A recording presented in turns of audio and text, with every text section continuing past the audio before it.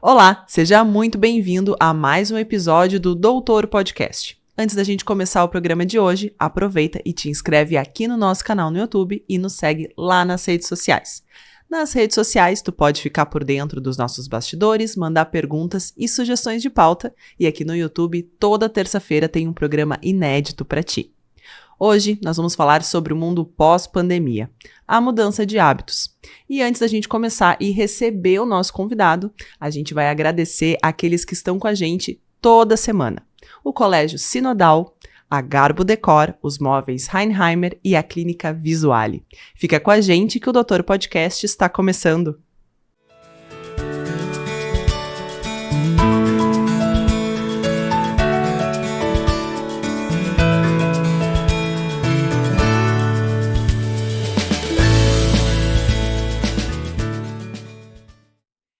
E conosco aqui no estúdio a gente recebe o Lucas Rigoni, psicólogo e professor de psicologia, dá palestras de psicologia e aulas na Eureka e no Instituto de Terapia Cognitivo-Comportamental, um dos coordenadores da página Eureka Terapeutas, graduado e mestre em psicologia pela URGS, com 10 anos de experiência com clínica e trabalha com cognitivo comportamental e aceitação e compromisso. Lucas, seja bem-vindo, é um prazer te receber aqui de novo. Olha, uma grande alegria para mim, muito obrigado pelo novo convite, né? Já estive falando contigo sobre o transtorno bipolar e agora estou bem disposto para a gente expandir o tema de hoje e falar de assuntos assim que vão até atravessar o assunto em si, né? Eu vou tentar contribuir com o pessoal aí para levar para a vida inteira. Bom, vamos contextualizar então, né? Acho que todo mundo que viveu os últimos anos, desde 2020 aqui, sofreu. Ninguém passou ileso. Quem passou ileso não entendeu direito o que estava acontecendo no mundo. E eu queria que a gente conversasse sobre o que isso causou quando nós tivemos esse isolamento, né? Tolimento das nossas relações pessoais, sociais, até a questão profissional. A gente teve uma mudança bruta no mundo comercial, no mundo na forma que as pessoas consomem, na forma como elas se relacionam no trabalho também. Queria que a gente falasse sobre esse momento lá em 2020, como é que foi? Foi um momento bem difícil, né? Para mim, psicólogo, clínico, para os meus colegas da psicologia. Hoje a gente conseguiu até se ajeitar, encontrar outros métodos de atendimento, mas imagina que a gente estava muito acostumado com a clínica presencial, né? Consultório, paciente na nossa frente. Então, eu vendo aí a minha bolha, digamos assim, né? Os meus colegas da psicologia, a gente viu que foi um desafio muito grande. Tivemos muitos aprendizados mesmo, de trabalhar com meio online. Finalmente, a gente chegou com tudo para trabalhar com consultório online, né? O Conselho de Psicologia também nos ajudou muito nessa parte, né? De poder com que a gente trabalhasse online. Mas realmente, né? E aí observando os pacientes, as histórias, que eu acho uma das coisas mais legais nessa profissão é a gente ouvir tantas histórias diferentes de tantas profissões diferentes, né? Então, eu atendo pacientes das mais variadas profissões e nesses 3 anos, 2020, 21, 22, 3 anos e meio, ouvi muitas histórias. E a pegada que eu vou tentar trazer para nossa conversa de hoje, que é a terapia de aceitação e compromisso, como a gente falou, ali é tanta letrinha que daqui a pouco parece um trava-língua, né? Cognitivo, comportamental, aceitação e compromisso. Mas o que eu vou tentar trazer é como que o ser humano ele tem uma capacidade de se adaptar.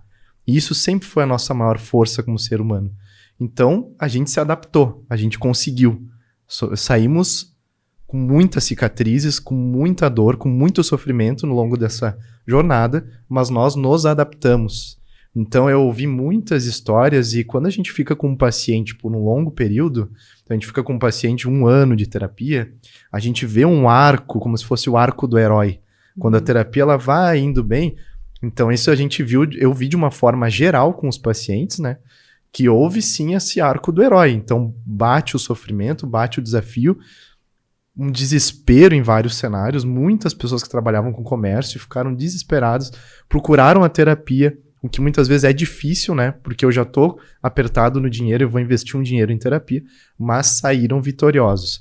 E eu quero dar um foco aqui, a gente vai falar, né, sofrimento, tudo, mas o foco eu vou tentar trazer, e para que a gente se inspire, até que quem assista esse programa aqui em casa possa tirar alguma mudança. Eu sempre digo isso no início das aulas, que se sair da aula pensando em fazer uma mudança na vida, eu já acho muito legal.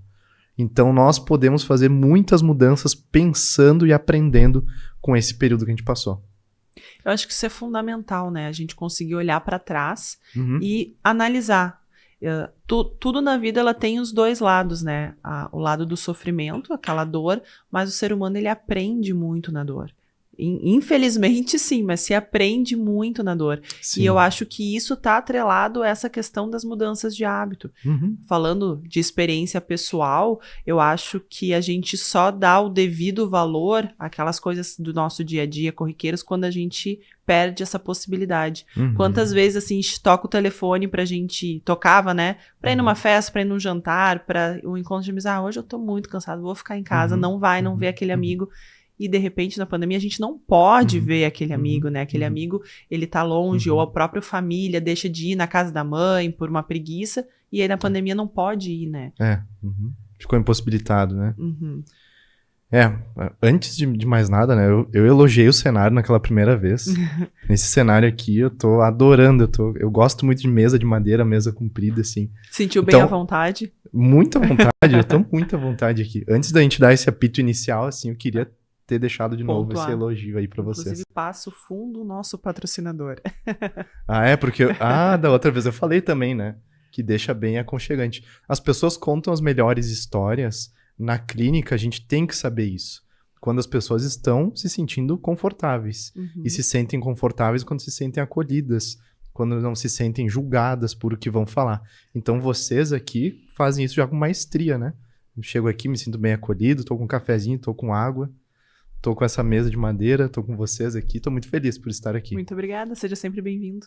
Legal, e que bom, né, que a gente pode ter essa proximidade agora, porque realmente, como tu estava falando, na pandemia a gente já fala bastante sobre isso.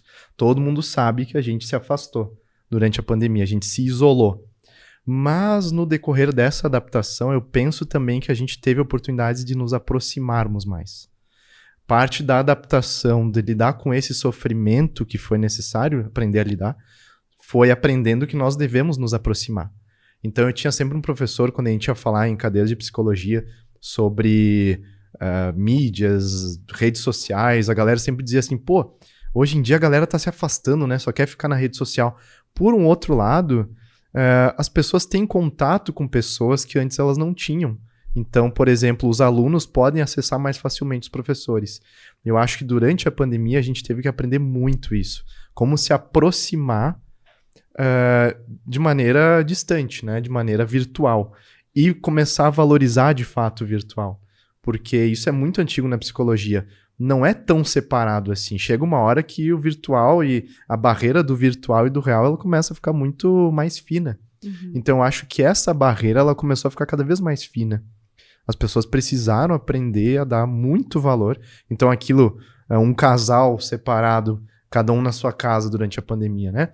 Teve que aprender a dar muito valor para assistir um filme online juntos, dando play ao mesmo tempo e assistindo o filme cada um na sua casa.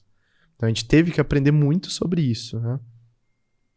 E eu sempre digo que a terapia que funciona, na minha opinião, e todas as abordagens terapêuticas, desde psicanálise, aceitação e compromisso, cognitivo-comportamental, humanismo, terapia dos esquemas, quem é da psicologia deve estar sabendo o que eu estou dizendo, né? E cada vez mais isso está para todas as pessoas, o que é muito legal. Mas todas as abordagens psicoterapêuticas, elas confluem na ideia de que precisamos nos expor àquilo que nos faz sofrer, e isso é muito mais antigo do que a psicologia. Isso vem das escritas sagradas, do Zen budismo. Nós precisamos aprender a nos expormos ao nosso sofrimento e encontrarmos, então, o nosso lado que está escondido, que é o nosso lado mais forte. Só que uma das maiores causas do sofrimento do ser humano é que a gente fica tentando controlar coisas que não são possíveis de controlar. E a maior que a gente não consegue controlar é o sofrimento. A tentativa de controlar o sofrimento, dizer eu não quero sofrer. As pessoas vão para os vícios, para as repetições, para os esquemas mais complicados quando a gente tenta a qualquer custo fugir do desconforto. A pandemia ela chegou e não teve muito como fugir, né? ela trouxe muito sofrimento e a gente precisou aprender a lidar com esse afastamento, com esse isolamento. E encontrar o nosso lado capaz, o nosso lado criativo para lidar com isso. Bom, e dentro dessa adaptação que o ser humano precisou viver, precisou passar, o que a gente trouxe para os dias de hoje? O que a gente consegue analisar de que permeou esse distanciamento, permeou o tempo de doença, e hoje a gente tem uma mudança de hábitos? Sim. Uma das melhores de todas é que finalmente a gente começou a entender que muitas reuniões podem ser um e-mail. Pode ser um áudio, né? Dá para ser um e-mail de 3 linhas essa 1 hora aqui. Não, essa hora aqui não. Essa hora aqui é um essa livro. hora aqui, por favor, ouça que vale a pena. Mas realmente a praticidade, né? Quem nunca tinha trabalhado em home office teve toda a mudança, e hoje a gente nota, tem dados disso, que a produtividade, principalmente ramos da tecnologia, de geração de conteúdo, de produção mesmo, de mais intelectual, vamos dizer assim, em casa tu rende muito mais. Tu tem mais tempo, tu ganha o tempo do deslocamento, tu tem o silêncio da tua casa que consegue produzir. É verdade. É verdade. Eu brinco aqui com a galera, né, com os meus amigos, com a minha família, eu brinco assim, ó, foi uma adaptação realmente, porque lá no início da pandemia saiu cada filme ruim também, cada jogo de videogame ruim, né, que a galera não se encontrava mais, mas foi um aprendizado. Claro, isso é uma visão que eu tô brincando aqui, mas teve uma adaptação, a gente começou a ficar melhor nessa coisa de home office. Eu mesmo comecei a ficar melhor, né, quando eu comecei a atender no meu home office, era um cenário muito sem nada, assim, no fundo, sem nada, pouco aconchegante. Daí eu fui, eu acho que esse negócio aí vai durar um pouco mais. Aí fui investindo num cenário, fui investindo em equipamento melhor para o meu home office. Hoje ele é bem equipado. A gente foi aprendendo a fazer, né? Então essa brincadeira da reunião que poderia ser um e-mail tem um fundo de verdade. A gente acelerou muita coisa. Então muitas cadeiras, hoje eu vou tendo a galera que está na faculdade, essa cadeira aqui ela é totalmente online. E realmente o tanto que tu consegue até economizar, né, um custo que tu consegue poupar ali, que é incrível, eu acho incrível, assim, quando ainda me dizem assim, não, essas cadeiras aí, Lucas, da psicologia ficaram todas online. Que legal, realmente. Agora, nos poucos momentos que vocês tiverem o contato presencial, aproveitem muito, né? Mas muita coisa a gente aprendeu e a gente melhorou, a gente desenvolveu as nossas capacidades, e até hoje, então, eu acho que a gente começou a valorizar mais, assim, essas formas de tecnologia. Não sei se vocês lembram, mas quando eu penso em 2019, cara, não tinha, eu acho que não tinha tanto recurso assim quanto a gente tem. Então, isso é um processo do sofrimento, né? O ser humano, ele chega na consulta em psicoterapia, por exemplo, Lucas, eu vim aqui porque eu quero trabalhar a minha autoestima. Daí a gente vai lá, começa a trabalhar com o cara. Bom, o que tu chama de autoestima? O que é autoestima pra ti? E como seria a tua vida quando tu tivesse a autoestima que tu tanto busca? O que você faria mais quando você tivesse a autoestima que você busca? Aí a pessoa começa a falar, quando eu tivesse a autoestima que eu tanto busco, eu ia fazer isso, isso, isso, isso. Daí a gente tem as metas de terapia. A partir disso, que ele traz mais concreto, a gente consegue ir trabalhando, exercitando, desafiando ele. E eu acho que e foi assim, né? A gente começou a entender, a gente não estava muito ligado que isso poderia acontecer. Uma necessidade desse mundo digital, né? Então, já que chegou a pandemia, a gente começou não, então é isso aqui, é isso aqui, é isso aqui que a gente precisa desenvolver. E eu acho que a gente foi mais direto ao ponto. As pessoas foram mais direto ao ponto, começaram a desenvolver maneiras de ter aula online, maneiras de fazerem cursos online. Eu acho que esse mercado cresceu muito, inclusive. Bom, e na parte pessoal? Essas mudanças na vida pessoal, porque a gente adaptou a reunião, o e-mail, a aula do presencial, ela pode ser bem proveitosa no online, mas e nos nossos comportamentos? O que mudamos? Aqui eu acho que a gente abre uma gaveta muito, muito, muito importante do programa de hoje. Acho que isso que a gente pode conversar a partir dessas mudanças de hábitos pessoais é algo que a gente deve realmente refletir bastante, né? Porque vai desde a gente começar a ter hábitos de home office mais saudáveis, de cuidar da nossa rotina com tanto cuidado, até coisas muito mais profundas sobre a nossa felicidade, a nossa existência. tá? Eu imagino. Então, começando por aqui, né? A gente teve que aprender a lidar melhor com a nossa rotina em casa, com a nossa rotina em home office. Porque muitas pessoas foram para ficar, né, no home office. Então, a gente teve que aprender muito isso e a gente pôde ter uma oportunidade de aprender muito sobre o impacto das nossas ações do dia a dia na nossa saúde mental, no nosso humor, como a gente chama. E que a gente viu lá no outro episódio do transtorno bipolar, né? Humor, motivação, vontade de fazer as coisas, energia, saúde do sono, qualidade do sono, interesse nas nossas coisas. Quando a gente está deprimido, tudo isso fica dificultado. Bom, o que eu quero dizer aqui?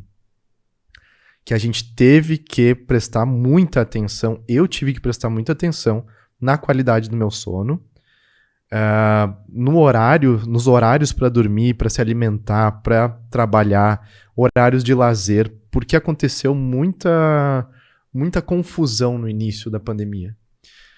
A galera que ia pro home office, porque querendo ou não, o trabalho presencial que eu tinha aqui até a empresa, querendo ou não, ele dava um sustento mínimo a uma rotina.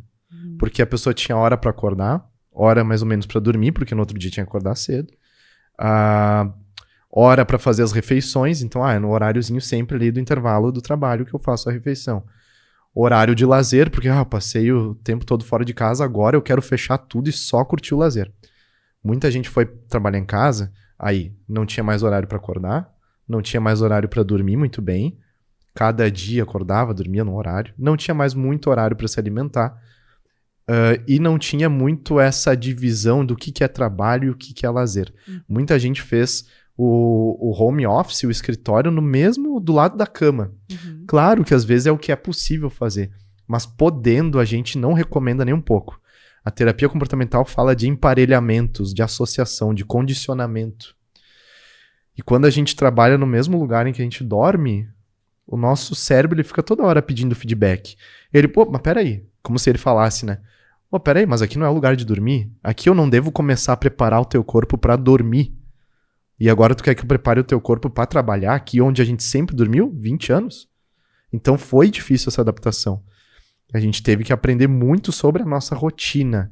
E por que eu digo isso?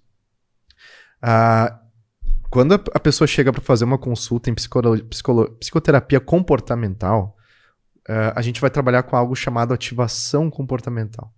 Algumas pessoas ainda estranham, achando que vão chegar na primeira sessão e vamos nos aprofundar na nossa história de infância. Numa terapia comportamental, isso não é o mais comum. O mais comum é você chegar e o psicoterapeuta te perguntar como é que é a tua rotina. Uma das primeiras tarefas de casa que eu passo para meus pacientes para eles levarem e fazerem, me traz toda a tua rotina detalhada. Mas como assim detalhada, Lucas? De segunda a domingo, desde que tu acorda até onde tu dorme. Mas por que, Lucas, tu quer saber isso? Eu não fazia ideia que tu me perguntar. Eu achei que tu ia me perguntar da infância. Não, porque hoje a gente não pode... Tu não vai encontrar nenhum estudo que consiga contradizer isso, falseabilizar isso, de que a rotina impacta muito na nossa saúde mental. A gente dá muita valorização para o subjetivo. A comportamental, ela traz com mais ênfase isso de que o ambiente, os estímulos ambientais, as repetições, a rotina impactam demais. Não tente descobrir o teu propósito da tua vida, o sentido da tua vida, da tua felicidade, antes de organizar a tua rotina. Primeiro organiza a tua rotina. O que é organizar a rotina? Ter hora para dormir, hora para acordar, hora para se alimentar, cuidar da alimentação, tudo aquilo a gente sabe. Hidratação, que a gente vai falar com um nutricionista, com um médico, para nos ajudar. Tudo isso, sono, principalmente sono. Horário para lazer. Aumentou, tem estudo dizendo quanto que aumentou. A gente achava que até que ia facilitar um pouco, né? Porque agora a pessoa está em home office. Aumentou os níveis de estresse, de burnout, começou a se falar de burnout, começou a se falar muito nas redes sociais de TDAH.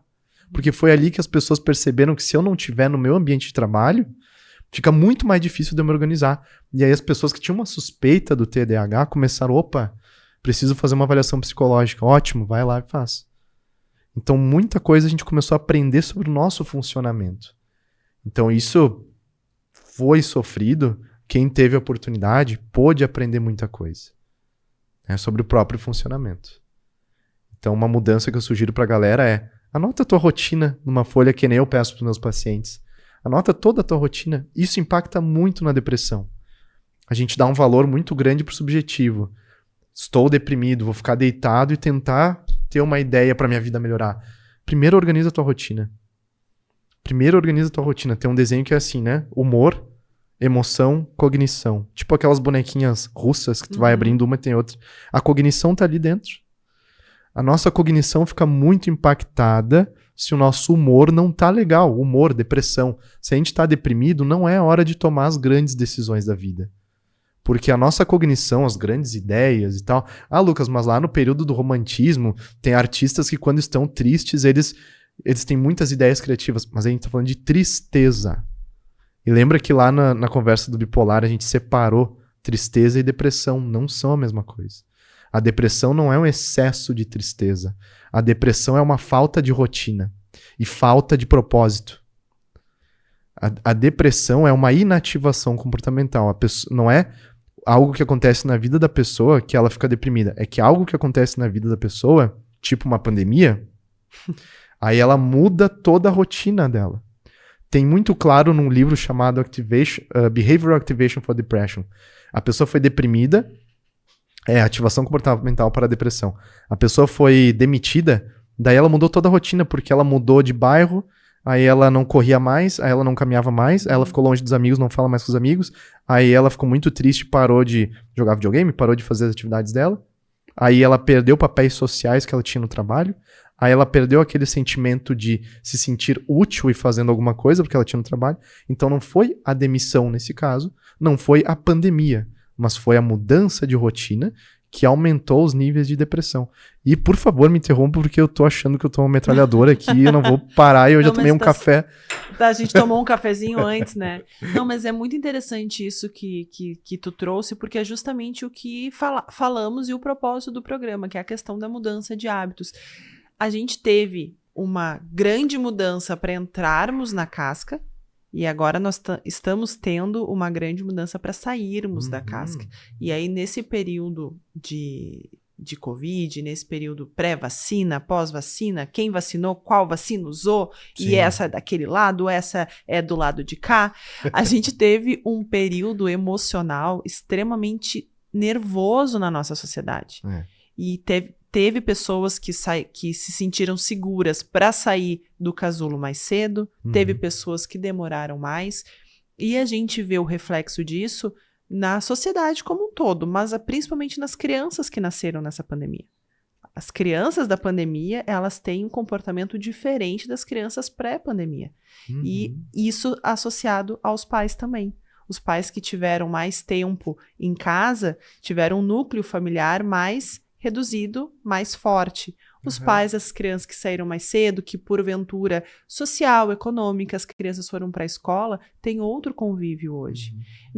Nas questões de família, a gente vê esse reflexo dos comportamentos pós-pandemia? Olha, eu fiquei pensando bastante aqui, né? A infância, eu quando recebo um pedido de encaminhamento de uma criança, de um paciente, criança, adolescente, eu geralmente encaminho.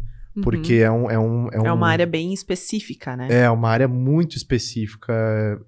A galera estuda tanto recurso, né? Pra tu entender o sofrimento da criança através do lúdico, muitas vezes. Então tu vai brincar, jogar algum jogo pra ver como que a criança perde, como é que ela reage quando ela perde. Vai pedir pra criança fazer um desenho, vai interpretar o desenho e tudo mais da criança, né? Vai pedir pra ela contar. Mas eu digo no sentido familiar mesmo. Dessas mudanças do sair do casulo e viver o mundo novamente.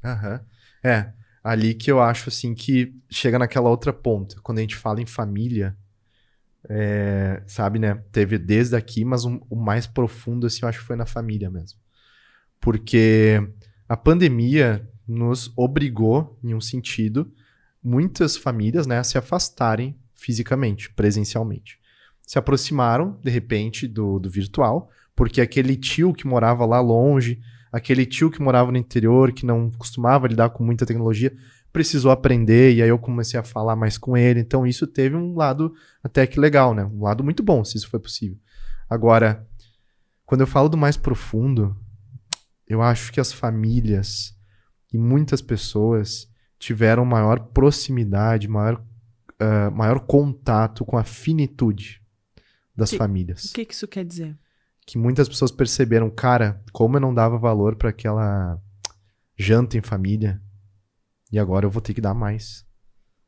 Como que eu não dava valor para aquele filme bobo que a gente colocava na televisão, que era um filme ruim, mas a gente estava todos reunidos no mesmo sofá.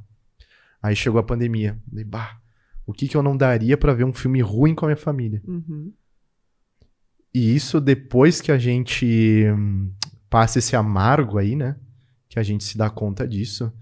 Como dizia Heidegger, só há possibilidade da verdadeira felicidade quando a gente percebe que ela não é para sempre.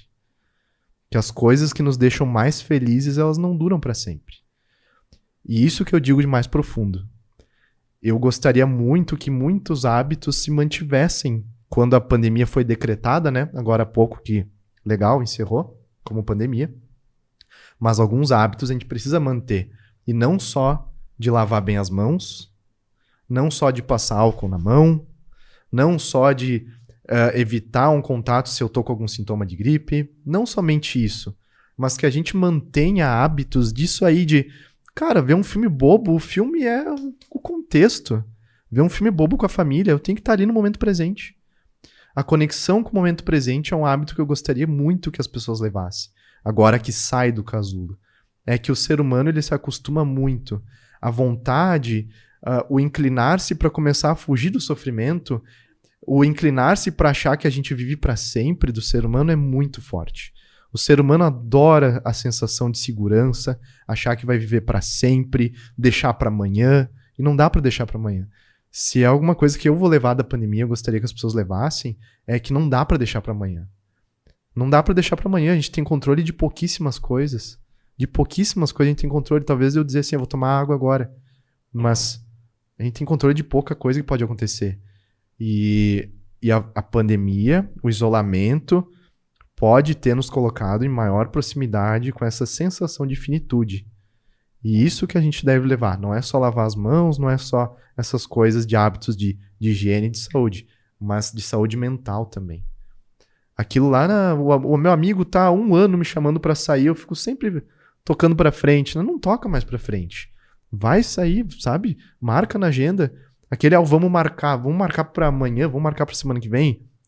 Porque a gente não vive pra sempre. E a pandemia pode ter, pra algumas pessoas, disparado essa reflexão. E se não disparou, eu procuro convidar as pessoas à reflexão cada vez mais. Isso na psicoterapia também. Só que o ser humano ele tem uma tendência a fugir do sofrimento. Inclusive, quando a gente ouve alguém nos contar alguma coisa sofrida, na psicologia a gente tem que saber muito disso. A clínica, o consultório é o lugar onde a gente vai levar a exposição, não a fugir. Uhum. Vai ser desconfortável em certa parte a psicoterapia. Mas nós devemos nos colocar naquilo que nos sofre para entender um pouco melhor. E pelo menos ficar no 50-50. Se eu não dou conta, eu preciso ainda fugir, beleza, do sofrimento. Mas vamos começar a se colocar um pouco mais em contato para a gente saber dar valor para as coisas. Então esse é um hábito bacana da gente levar depois que saiu do casulo. Valorize as tuas relações, que elas não são para sempre. Será que eu joguei o clima lá para baixo? Emocionou o coração, né? Mas nesse sentido de finitude, de a gente analisar, queria que a gente fizesse uma análise agora da saúde, né? Não só física, não só mental, mas a nossa saúde mesmo, dos hábitos que foram alimentados na pandemia ou que justamente a pandemia nos trouxe. O sedentarismo, né, de estar dentro de casa, a questão da alimentação, as compensações alimentares, muitas pessoas tiveram a questão da compulsão, aumento de peso, ou então teve quem já tinha esse hábito do esporte, montou academia em casa, criou canal no YouTube de yoga e assistia e fazia todo dia. Como é que a pandemia interferiu nos nossos hábitos de saúde? Bastante. Esse é um tópico que não daria pra gente deixar de fora realmente, né? Um tópico dos mais importantes aqui pra gente falar. E que também a gente pode aprender com essa provocação que tu faz, né? Essa pergunta, a gente pode aprender muito sobre como levar a vida. Então, eu trabalhei 5 anos. Durante 5 anos, eu coordenei junto com um amigo, né, que é um psiquiatra, que é o Josué, com o Daniel, com a Fernanda. Talvez assistam aí, mandar um abraço pra eles.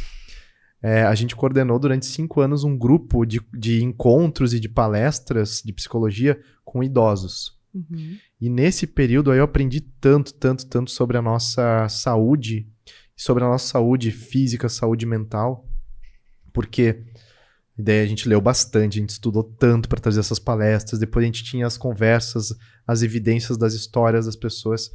E uma coisa, galera, que é um grande fator de risco é, por exemplo, a aposentadoria para os idosos.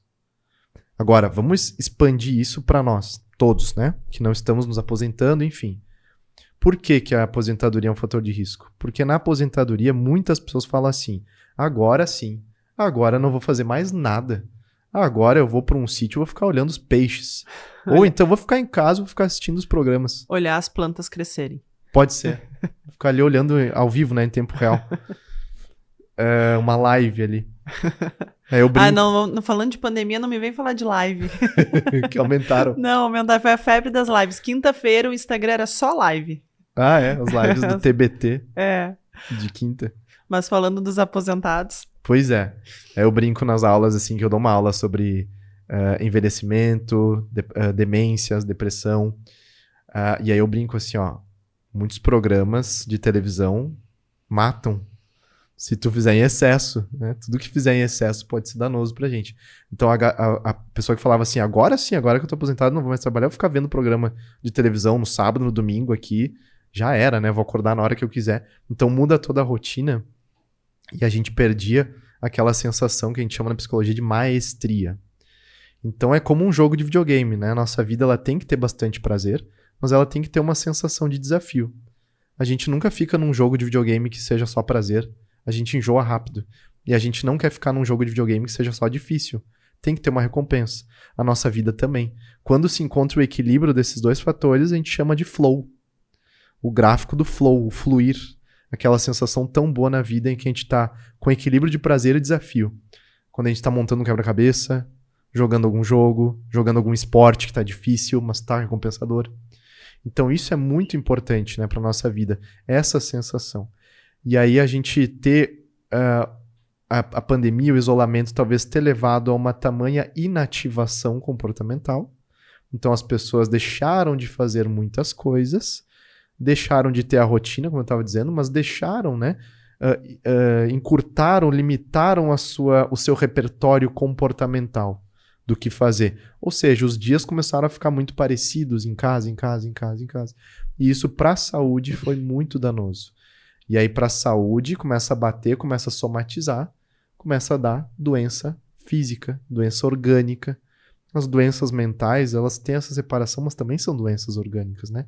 Mas começa a aparecer mais dores, aparecer mais a imunidade baixar, porque a gente está deixando essa ativação comportamental. Então, para a saúde também foi muito impactante. Fiquei refletindo aqui, né, nessa questão dos hábitos e como o corpo humano ele foi feito para ficar em movimento, né?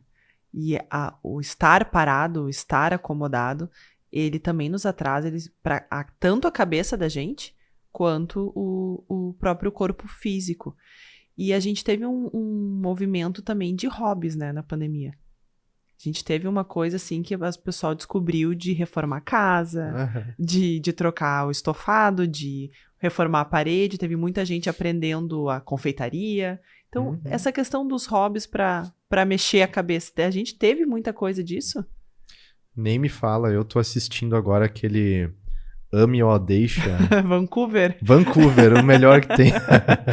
Agora pessoal, então, já que a gente entrou, esse era o nosso programa na pandemia. Na época eu ainda morava com os meus pais, e foi muito bom porque eu consegui cuidar deles nesse sentido, mas era o nosso programa de toda noite, pelo amor de Deus, desliga um pouco o telejornal, nós vamos ver reforma na TV, casas bonitas, pessoas bonitas, felizes, Sim. era o nosso, alimentávamos o cérebro, chegou um ponto que ninguém mais aguentava, mas a gente olhou muito programas de TV que não estivessem diretamente relacionados ao noticiário. A gente tentava blindar um pouco a cabeça também.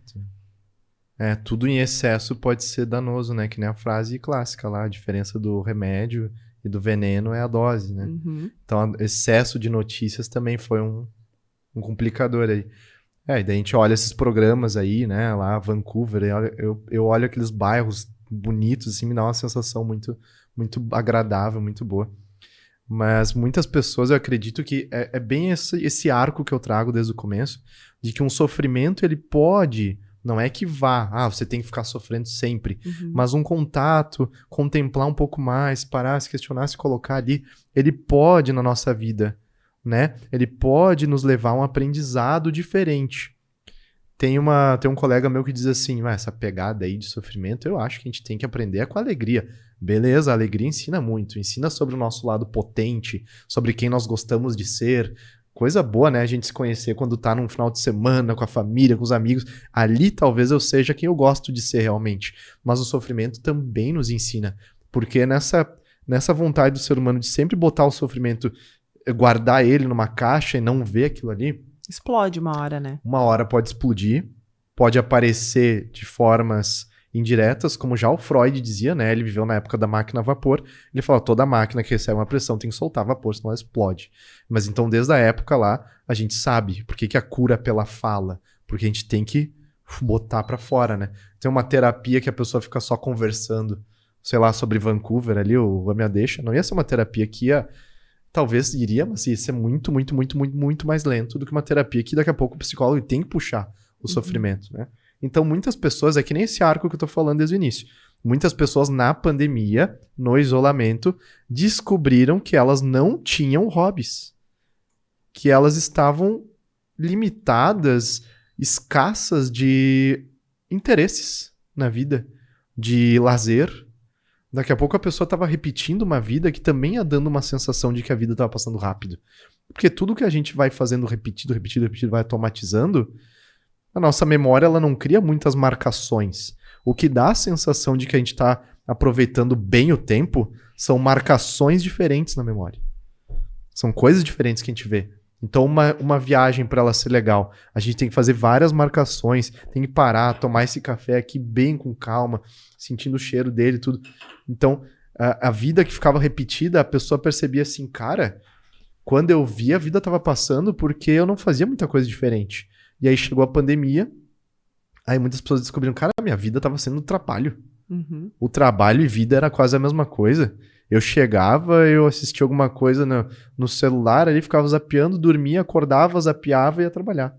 Aí voltava, zapeava... Como é que é? Acho que não é zapear, né? É ficar mexendo ali. Rodando o feed. Rodando o feed.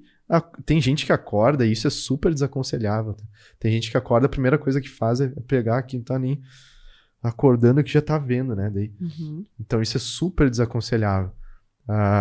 E tem pessoa que vai fazer isso até dormir, pega no sono, mexendo no celular, quando vê, dorme, o celular fica do lado ali. Isso é super desaconselhável. Então, muitas pessoas descobriram que elas não estavam tendo hobbies, que a vida estava limitada de hobbies. E aí muita gente foi atrás de descobrir esses hobbies, muita gente começou a explorar. Muita gente começou, o que eu posso fazer em casa, o que eu posso fazer online, o que eu posso fazer sozinho. Isso é outra coisa que talvez quem pôde ir na pandemia pode ter descoberto, que passar tempo sozinho pode ser muito bom. Pode ser muito revelador. Eu gosto muito, às vezes eu sugiro para os pacientes, tu já saiu sozinho alguma vez para jantar sozinho? Não, nunca, que estranho. Tu já foi no cinema sozinho? Não, que estranho isso. Então, quem sabe tu experimenta, o que tu acharia? Aí as pessoas vão e acham que é muito legal, geralmente. Porque muitas pessoas, então, na pandemia, falando de hobbies, aprenderam o que elas podem fazer sozinhas para se divertir. E isso, quem pôde trabalhar, quem teve a opção e pode trabalhar agora, né? Quem conseguiu pode ter encontrado muita coisa legal. Eu acho que talvez isso seja a grande mudança, a grande questão toda do nosso comportamento na pandemia, que foi a nossa capacidade de conseguir ficar em silêncio, em ficar sozinho. Porque quando tu é uma pessoa que tu tá bem resolvida contigo, que tu tá tranquila, o ficar sozinho não tem solidão. Inclusive é muito bom. O meu hobby preferido é estar no trânsito sozinha. Às vezes eu não coloco nem música, porque eu quero tempo ali só no silêncio eu comigo mesma. Mas tem momentos da nossa vida que o sofrimento interno tá tão grande que o silêncio externo é ensurdecedor. A gente tem essas lacunas. E hoje a gente consegue mapear na sociedade um acolhimento do silêncio, da solidão física?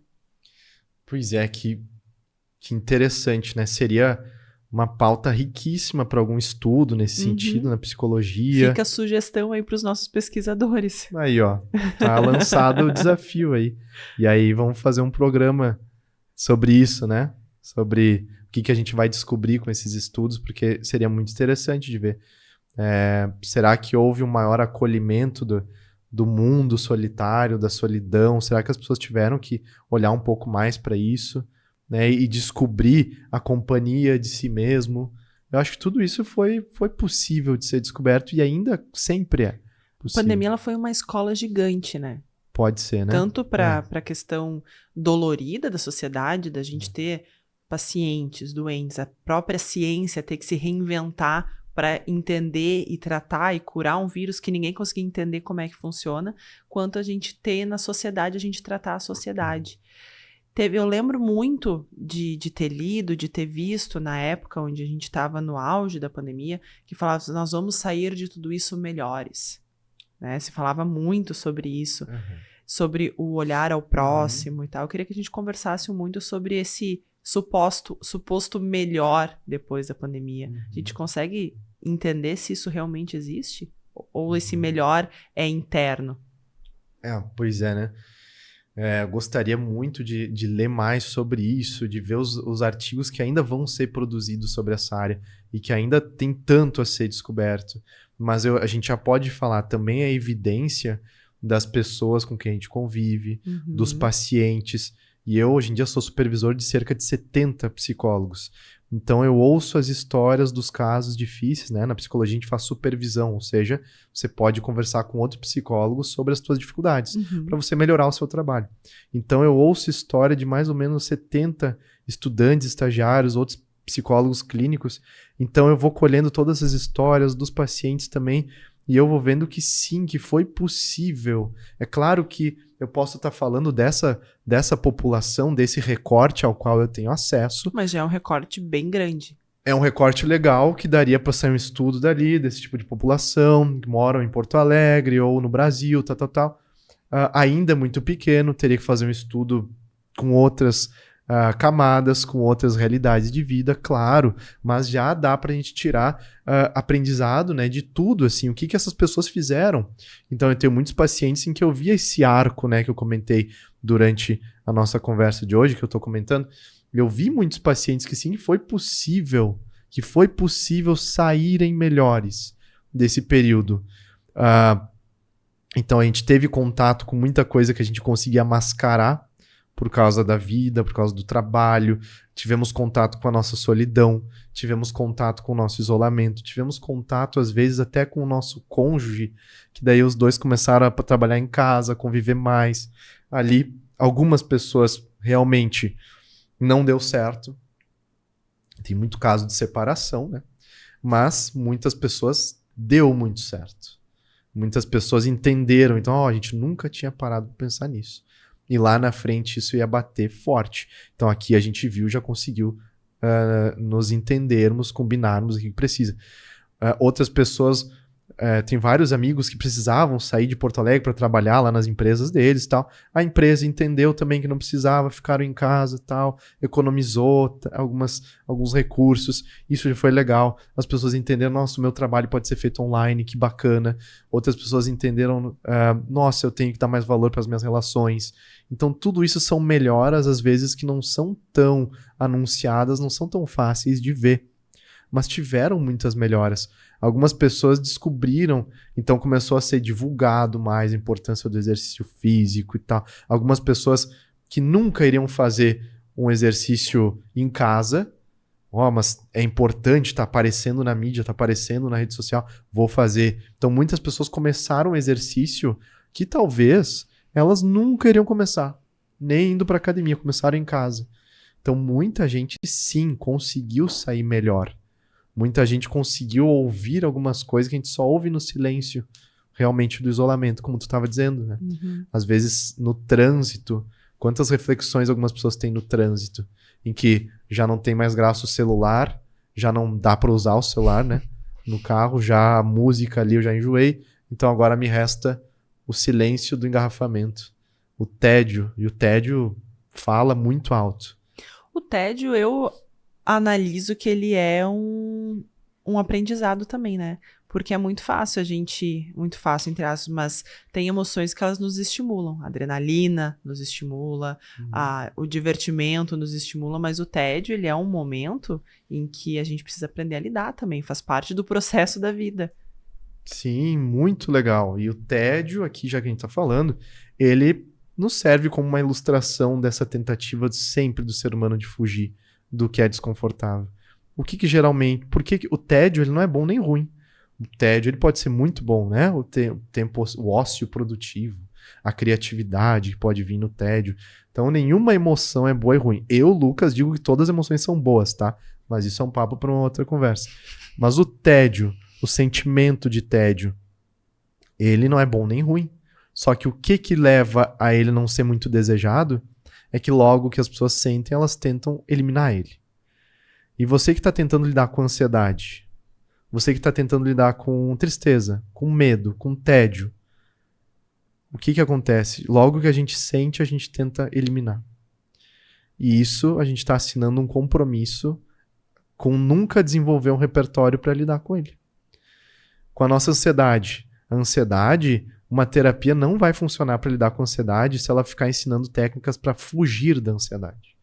A terapia que vai funcionar é a terapia que vai descobrir o que tu precisa fazer com a ansiedade. Quando ela está presente, exposição.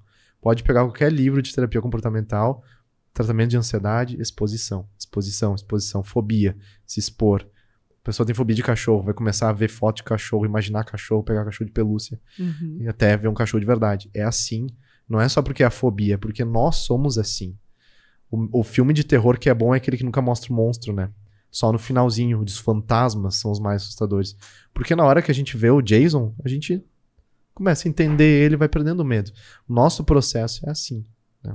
Então, com o tédio, quando vem o tédio, as pessoas tentam eliminar. Mas para contemplar um pouco mais o tédio.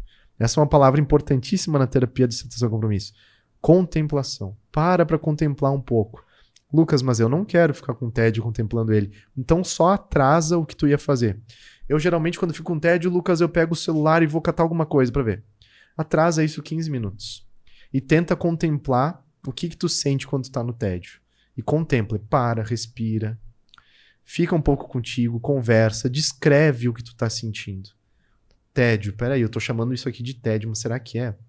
Eu tô sentindo um vazio, eu tô sentindo uma coceira aqui assim, tô sentindo uma coisa quente no meu braço, isso aí eu tô chamando de tédio. Essa ausência de estímulos, de adrenalina, eu tô chamando de tédio, mas isso aqui não é ruim por si só. Vamos parar um pouquinho pra contemplar, respeitar. Penso muito por aí. Lucas, dentro de tudo que nós falamos ou do que a gente não abordou, o que tu acha importante a gente ressaltar sobre essa questão da mudança de hábitos, mudança de vida após pandemia?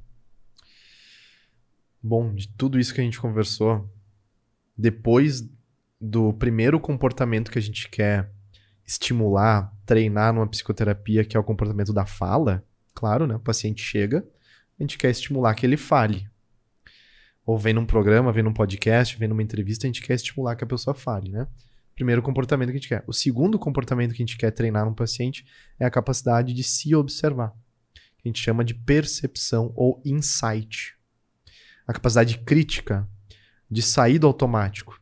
Eu falo muito aquele paralelo com o filme do Clique, do Adam Sandler, que ele tem um controle remoto, que ele para a realidade, às vezes. Então a gente fazer isso também.